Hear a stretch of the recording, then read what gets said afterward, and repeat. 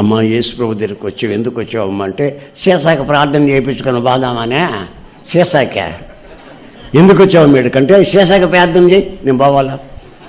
ఆమె ఇక్కడికి వచ్చింది ఎందుకంటే సీసాక ప్రార్థన చేయి, ఆమెకు కాదు సీసాకి కొబ్బరి నూనె ప్యాకెట్కి ప్రార్థన చేయయ్యా వెళ్ళాలా. వచ్చింది ఎందుకమ్మా నువ్వు ఇంత కష్టపడి వచ్చావు కదా చీకట్లో అంటే దీనికి ప్రార్థన చేసుకొని పోదామని. ఏదేది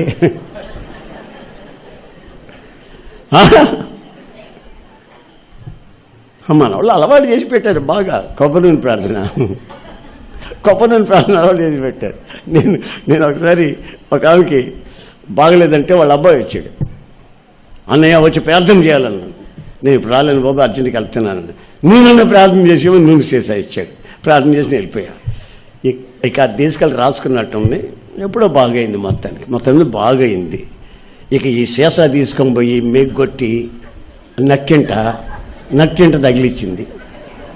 పొద్దున్న లేచిన వెంటనే సీసాకి సీసాకి దండం పెట్టుకోవటం. భార్యాభర్తల మధ్యలో కీసులాట వచ్చిందనుకో, ఏమండి ఇక్కడ కాదు బయటికి బా, ఇక్కడ వద్దు, సీసా ఉంది ఇక్కడ బయటికి బా అని బయటికి పోయి కీసులాడుకొని గొడవలు చేసుకొని మళ్ళీ వచ్చేస్తాయి లోపలికి. అది మాత్రం ఎన్నేరు, సీసాని ఎన్నేరు.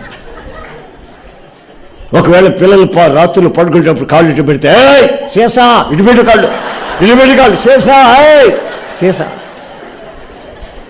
కాళ్ళు ఇటు పెడతా అంటే ఆ సీసాను దేవుడు చేసింది ఎవరు తెలుసా? యేసన్న. నేను చేసిన పొరపాటు అది. సీసాకి ప్రార్థన చేసేసింది పెద్ద పొరపాటు అయిపోయింది. చూడండి విగ్రహాలు ఎన్ని రకాలుగా మారుతున్నాయో. అసలు దర్శనం పోయింది, సీసా దర్శనం వచ్చింది, కొబ్బరి నూనె దర్శనం వచ్చింది. సీసా ప్రార్థన చేయించుకొని అయ్యా నోట్లో పోసుకోమంటే కట్లో పోసుకోమంటావా, ముక్కలో పోసుకోమన్నా. మరి ఏం చేయలేదు, నాకు ఏం చెప్పను, తలకాయ నొప్పిగా ఉంటుంది నాకు. ఇది